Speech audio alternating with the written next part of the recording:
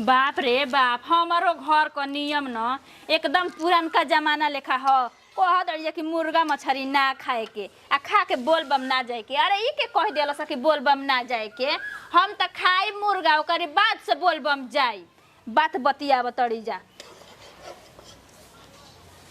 अपने तो खइबे करब, इन्हनियो सब अतियन के खियाई आ कह के खा पी के चलस। कहाँ बाड़ू हो? अजी दीदी निकाल देनी सड़िया अपनाऊ खातिर औरो खातिर। ये शिव गुरु ई कागजी बोलबम न जाए के बताई मुर्गा बना देनी हजी आ सब घरवा पवित्र न हो गईले। अरे ई के कह दिहलस सालो साल खाता तो पेटे में न रहता कि पेटवा से बाहर ही निकल जाता। बात बतियावा तड़ू। ए दीदी अच्छा ई बताई कि आदमी एने ओने खा लेवेलन त ठीक बाटे, लेकिन भर सावन ना खाइल जाला जी। एक महीना तक ले बरकावल जाला। खाए के बतहरा देई ना हम ना खाइम। जय शिव हम ना खाइम जी। बाप रे बाप, जय शिव जय शिव। ऐसे तो मरद के गाड़ी दो उल्टा सीधा बोल। अरे तरे नतिये दो गलवा कुल बोल। ये दादा पैसे रवा कहत नहीं जी हुआ के हम गाड़ी दीही ना पति परमेश्वर हो कि ना। और वो कैसे कहतनी ये दीदी मत खाई जी, जाए के बाटे कांवर लेके। के नहीं खाए के त मत खा कनिया, हमर कान मत भर समझलू। हमर नैहर में सब कोई खाल, हम उससे तनी खाए तब जाए। ये दादा ये दादा ये दीदी आज नशा नासा तनी जी पूरा बक। ये दादा अजी ना खा ले रवा कैसे खा लेनी ह रवा सपरा के अब ना जाइम का। कौनो भगवान माना नहीं खाओ कहले कि मुर्गा मछली ना खाइल जाला समझलू। खा ल ना जी हम ना खाइम। खाए नहीं साइड से खा। ए दीदी जी हम ना खाइम जी, हम ना खाइम। कांवर लेके जाए के बा बोलबा में अब हम कैसे खाइम। भले कांवर लेके आदमी जाला समझलू, जल चढ़ावेला एनी आवेला त मारे मुर्गा हो मछली हो बकरा हो अंडा हो कुल बनावेला खाला तब आवेला समझलू। देखी धाम पर के बात अलग बाटे लेकिन घर के बात अलग बाटे। कैसे खिस्सा में कहल गइल बा कि चोखा खा के ना निकल जाला ना तो धोखा मिल जाला। अरे कहावत हवे समझलू। तू एकदम से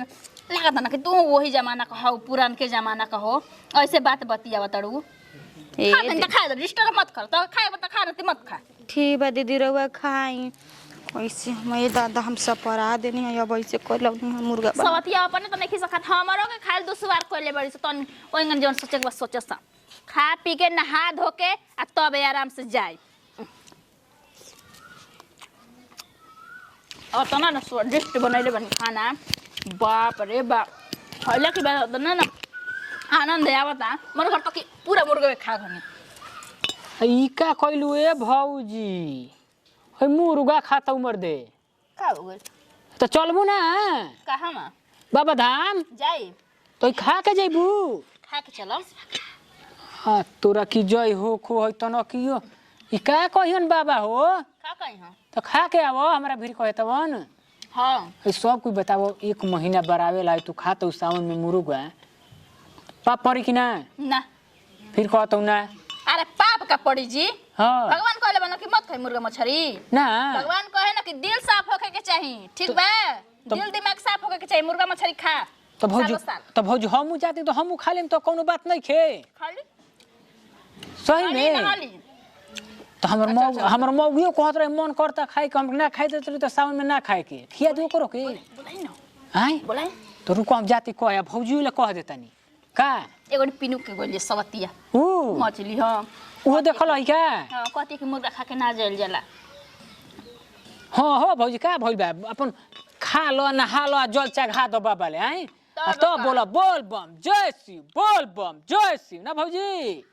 ई मर देना तू हमरा पहले ना पता मैं खइला भी नहीं देखो सुखा गुनी मुर्गा मछली। 1-2 किलो बेसी बढ़ा के ले आइल हती कि भर पेट खा के आ टिफिन बांध के ले लहु चलल रहती जा। रास्ता में जल चढ़ावे पहले खा के खत्म कर दो ना, फिर नहा के चढ़ा दो। और से आवे के ना जल चढ़ा लेवे के बाबा धाम से आवे के त मछली उछली बना के खा के तब आवे के। ठीक बा उनी मुर्गा मछली पार्टी ना। तू ठीक कहत रुको हम कहते भौजी ले भैया ले मौगियो ले अपन। कोई की लगे दिमाग नहीं के, कोई तो गांव में पढ़ल लिखल है नहीं कि ओकरा लगे बुद्धि होई। ना हम ही समझी ना कि हम ही एगो घर में पढ़ल बानी कि सब अनपढ़ बा। अरे दिमाग नहीं के त हमरा से दिमाग लेहल कर। तू एलएल बिनु भौजी पढ़ल बा, एलएल भी कइले बाऊ तो तारा ज्ञान जितना बा हमनी किया जबा कोई कइले बा। हाँ आड़ी बारी में पढ़ रहू और का? हाँ तोहरा की जय को भैया लिया के जाते अंगूरी धके तार ना हो भैया तब कहाँ अच्छा हमार भैया हम हाँ राउर भैया भैया तो हमारे वो रहन जय मेरा रुक बोल दे हाँ बोल देते रुक जा रुक जा रुक जा रुक जा भैया से बचैले बन नती खा गल एगो हमर देवर समझदार बा ना कि कहत ना कि चल खा भौजी खा पी के चले के जतन करी मेरा रुक के बोल दे उनका के कि अरे खा ल चल ए माई कहनी ना तोरा के कि चल चल चल मगर तू तो कहतड़ी कि ना हम ना जाइम जाए दे हाँ ठीके बाटे बेटी दमा जाता तो कहता कि का करे हम जाई हम कस लगता रे गोइल बानी हाँ ताज तोहरे नु देन बा कि आज हमनियो के जाता नहीं जा हाँ माई पूरा परिवार जाता टे सब कोई जाता टे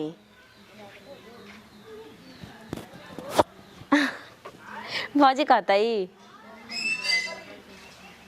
8 गो सीट लिहल बाटे कहनी ना हाँ चेंगा चेंगी लेके 4 गो ऊपर बाटे स्लीपर आ 4 गो नीचे आदमी मेहरानू ऐसे बैठियन जा फिर सुतियन जा हाँ हाँ कहल हड़ू दवाई लेबे के तो यहाँ से हम कहनी है दवाई लेके आई दर्द बुखार सब खांसी उसी सब के लिख लिख के आ बैग में धो देले बानी कि कब कवन ओने उठू होई पोजीशन में रह मुँहे दवाई खोल के खा ले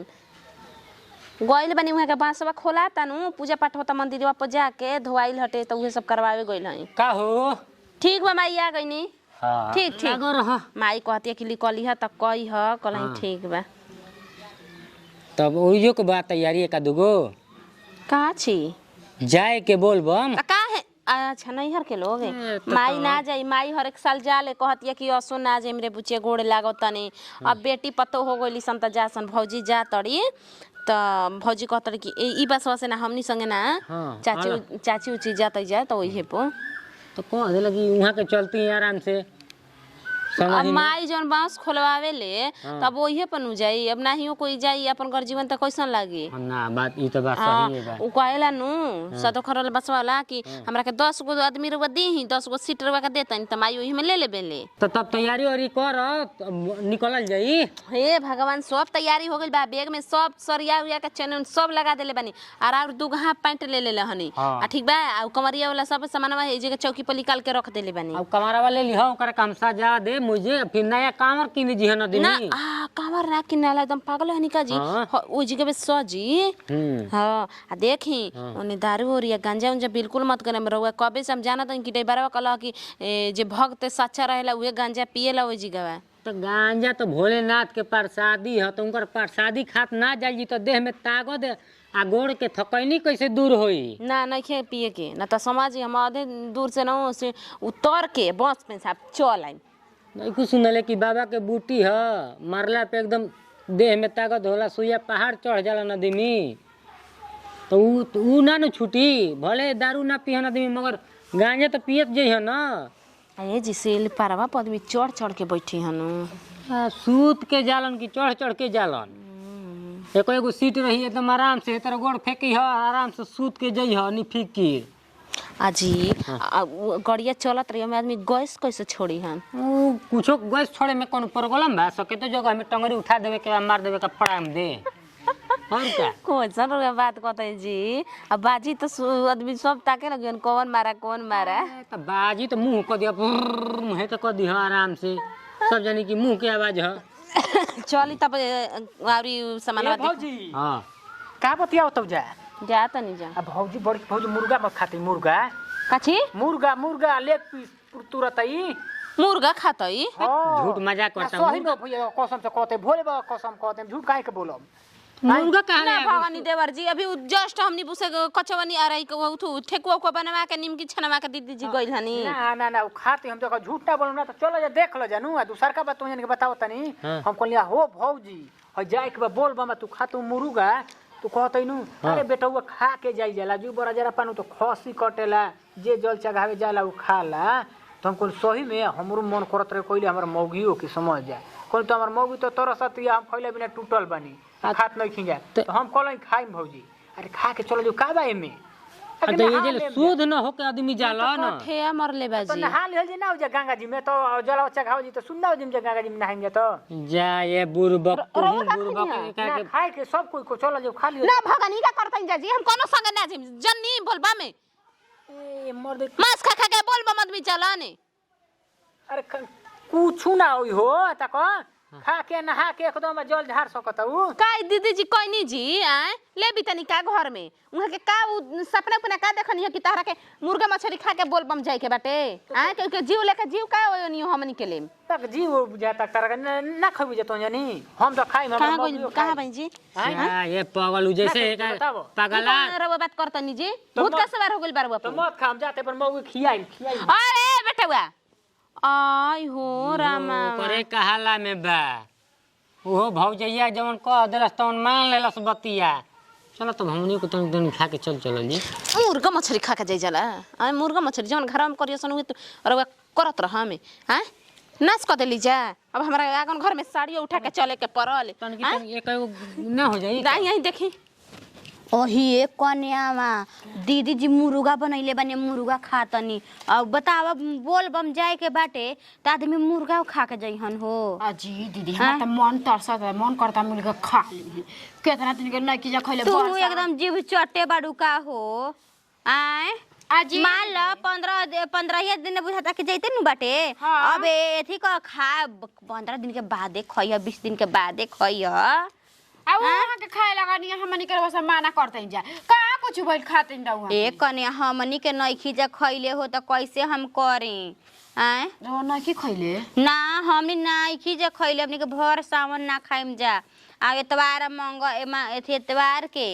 आ मंगर के ना आदमी जल्दी हमरा घर खाला मुर्गा मछली आ छठ एतवार होई तबो ना आदमी खइहन जा हमार को फूफा रहन ना रोसे का कही उ जाय के जात रहन बोलबम ना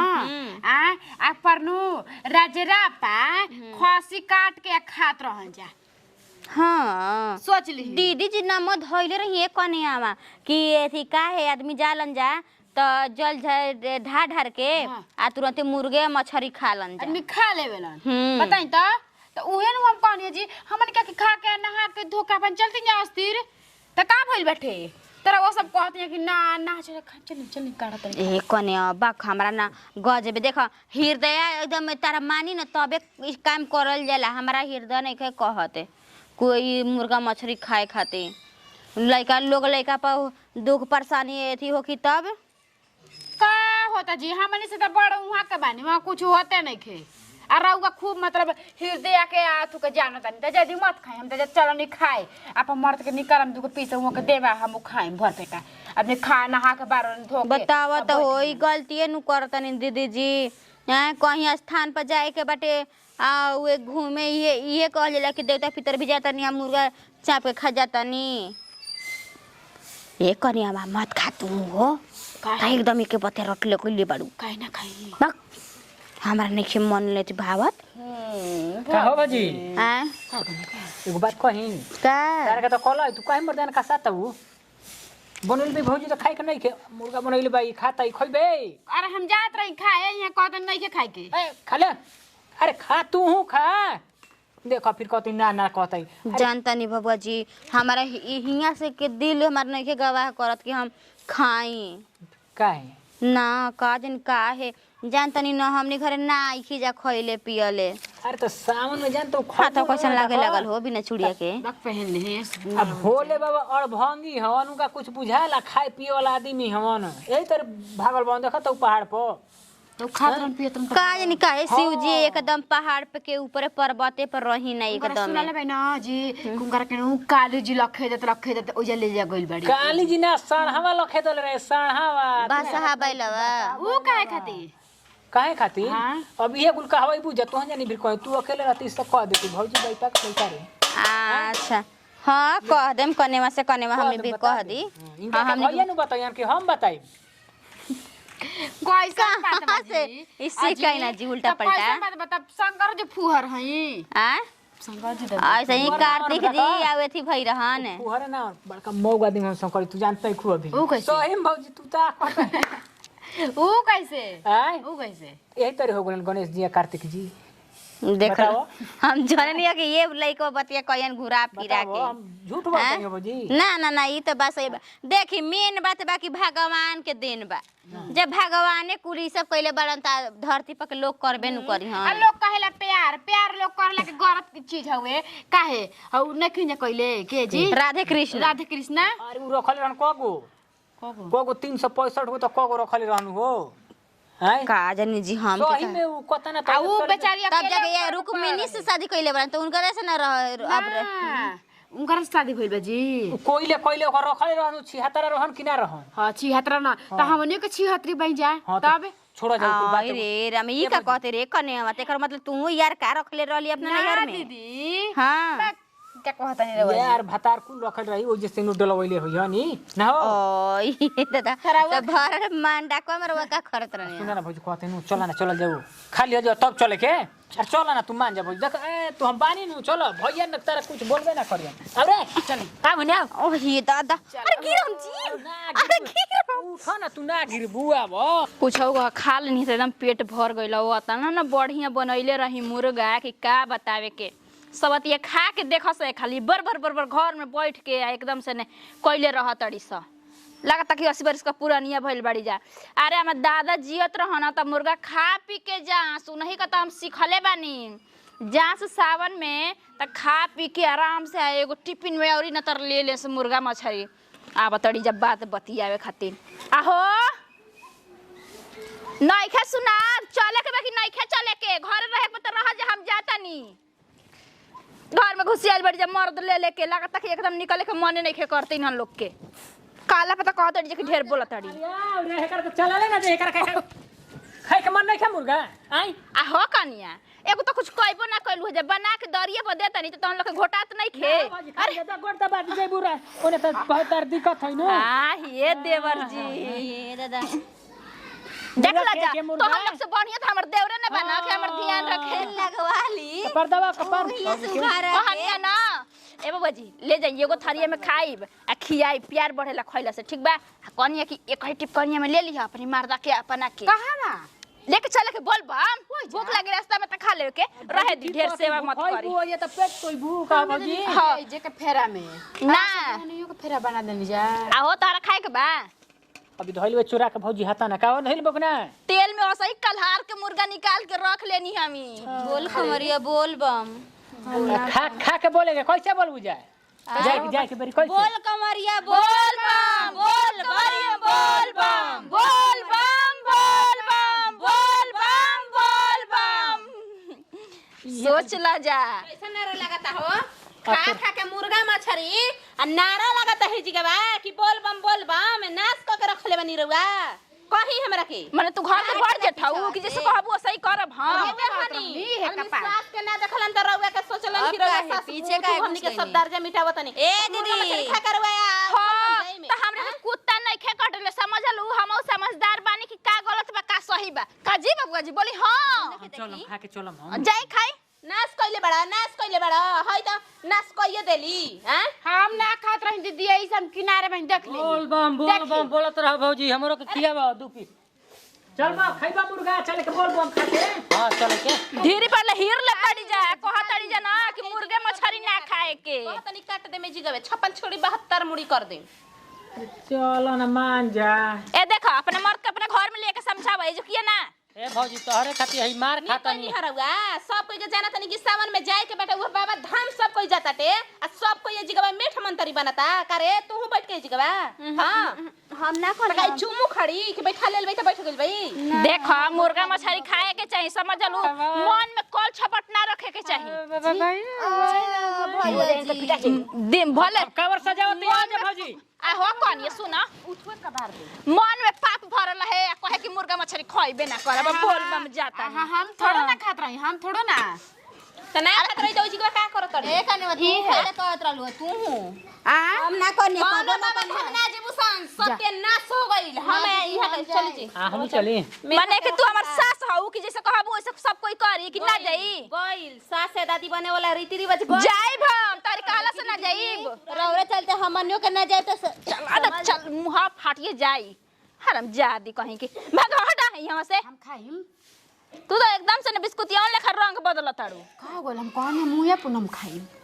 देख भले खाए बुझे चाहे ना खाए बुझे हम तो खैनी हां आ जाते नहा दो के बोल बम जाए समझलू ल खाए के त खा न ती आराम कर कहां रखले बे बता दे घर में चल मैं अपने से निकाल के आराम से बैठ के खाए